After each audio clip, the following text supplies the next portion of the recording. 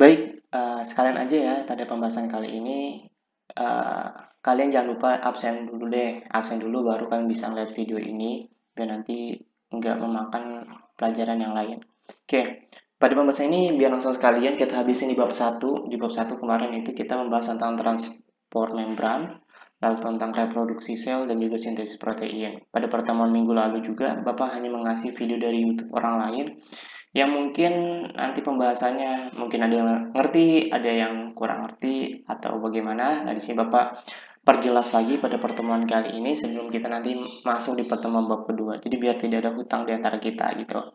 Oke, kita membahas tentang reproduksi sel gitu ya. Nah, reproduksi sel yang kita bahas ini kita akan fokus pada bagian sel reproduksi. Jadi reproduksi sel pada sel reproduksi. Nah, itu. Nah, memaksimalkan reproduksi sel dengan berpuasa nih contohnya nih. Apa namanya? Bapak masih memakai blog dari ruang guru dan karena ini apa ya lebih enak dilihat dan konsepnya juga jelas, kita akan langsung aja check it out.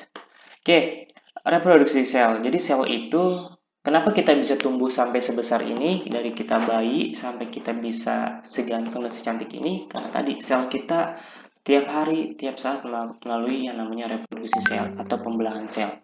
Nah, sel ini juga berlaku bukan hanya pada manusia, pembelahan sel tapi atau reproduksi sel ini ya, tapi berlaku juga pada hewan dan juga tumbuhan.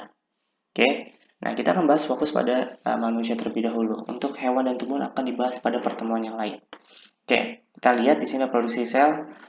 Uh, Sebenarnya pengaruh nggak sih kalau misalkan kita puasa terus dengan proses reproduksi sel? Kita bahas ya di sini ya. Nah, di sini ada nggak sih hubungan antara puasa dengan proses reproduksi sel? Ada dong, kata misalkan ruang guru. Nah, kita lihat. Kalian tahu kalau di dalam tubuh kita terdiri dari banyak sel, sel-sel dalam tubuh kita bisa rusak karena terpapar oleh radikal bebas yang ada di sekitar kita. Benar banget. Jadi setiap hari kita itu mengalami yang namanya kematian sel. Contohnya kematian sel itu misalkan ditandai dengan kulit kelupas, terus wajah kita semakin lama semakin tua, terus misalkan kuku kita misalkan makin lama makin panjang, terus ya banyak kerutan-kerutan di dahi, mata celong, misalkan kayak gitu. Itu tadi deh. Sel-sel dalam tubuh kita ini bisa rusak karena terpapar oleh radikal bebas. Oleh karena itu, banyak iklan-iklan di TV menjual produknya dengan banyak-banyak minum vitamin C untuk menangkal radikal bebas. Nah, sel-sel yang rusak tadi nih akibat radikal bebas terkena paparan sinar matahari dan yang lainnya itu tuh harus diganti dengan sel baru. Untuk membantu apa? Untuk membantu sistem kekebalan tubuh kita. Yang ternyata dengan melakukan puasa dapat membantu proses reproduksi sel tersebut berjalan dengan baik. Wow, keren banget ya. Dengan berpuasa kita bisa mampu mengganti sel-sel yang rusak itu dengan cepat. Nah, bukan hanya mengganti sel-sel baru. Nah, di sini juga ketika kita berpuasa nih, kita belajar, kita melakukan aktivitas seperti biasa, terus kita puasa juga, ini akan mengakibatkan bukan otak-otak ya. Jadi otak kita ini eh, jadi lebih memiliki cabang-cabang yang sangat banyak. Ini adalah perkataan Bu Tita yang Bapak ingat ketika Bapak masih jadi siswa, bahwa kalau puasa itu bisa membantu kita menjadi lebih cerdas. Karena kenapa? Ketika kita berpuasa, kinerja otak kita akan dibagi menjadi dua. Yang satu, gimana caranya untuk menahan lapar, yang satu lagi gimana caranya untuk bisa melakukan aktivitas seperti biasa. Dan ini akan membantu proses serabut-serabut di otak kita itu makin lama makin menyebar dan makin banyak.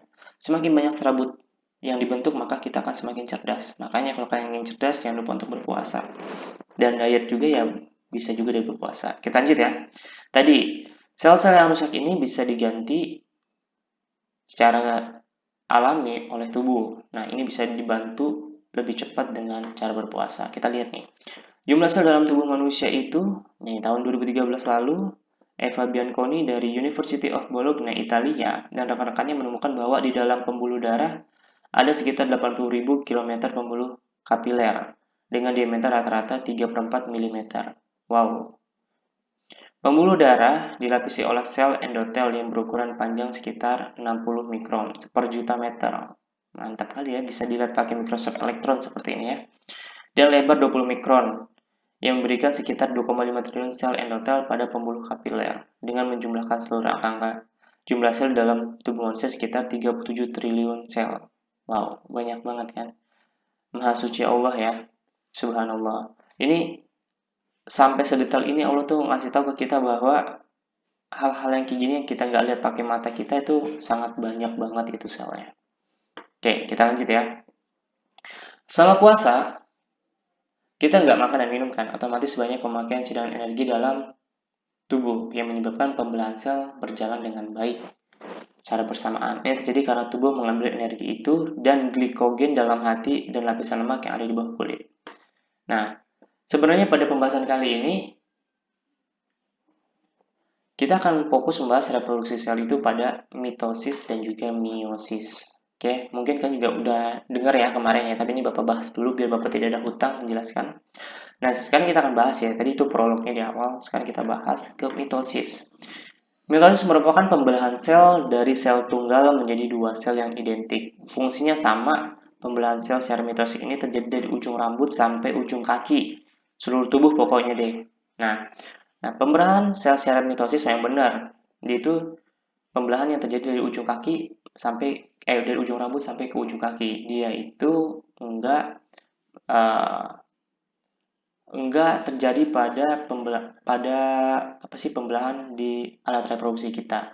Nah, mitosis ini nanti sifatnya adalah mungkin kita udah belajar di pertemuan di kelas 10 itu ada yang namanya diploid dan juga ada yang namanya haploid. Mungkin kan ingat. Untuk diploid itu adalah hasil dari mitosis. Artinya dia itu sama seperti induknya mitosis, ya kan? Nah, sama seperti induknya. Sedangkan kalau meiosis itu akan menghasilkan sel yang bersifat haploid. Nah, biasanya meiosis ini terjadi pembelahan sel pada alat reproduksi. Nah, kita lihat ya, bedanya meiosis itu pembelahan sel yang menghasilkan 4 anak sel dan terjadi pengurangan jumlah kromosom. Pembelahan meiosis terjadi pada sel kelamin di organ reproduksi. Benar ya kata Bapak ya? Kita lihat nih, ininya materinya.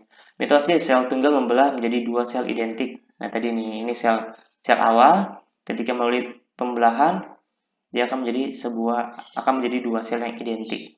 Nah, sedangkan kalau meiosis itu jadi di alat kelamin. Nah, itu yang tadinya satu sel ketika proses yang di sini dia akan menjadi 4 anak sel. Nah, kenapa bisa seperti itu, Pak? Tadi kalau misalkan pada alat reproduksi terjadi pembelahan mitosis saja, maka manusia makin lama akan makin besar, bukan makin kecil. Seperti itu. Nah, intinya ke situ ya. Jadi pada proses produksi sel itu terjadi dua mitosis dan juga meiosis. Nah, nanti untuk mitosis dan meiosis itu punya tahapan-tahapan sendiri juga. Jadi ada tahapan-tahapannya. Nah, untuk tahapan-tahapannya, kalian bisa cari di Google tahapan mitosis itu seperti apa dan tahapan meiosis itu seperti apa. Oke, thank you.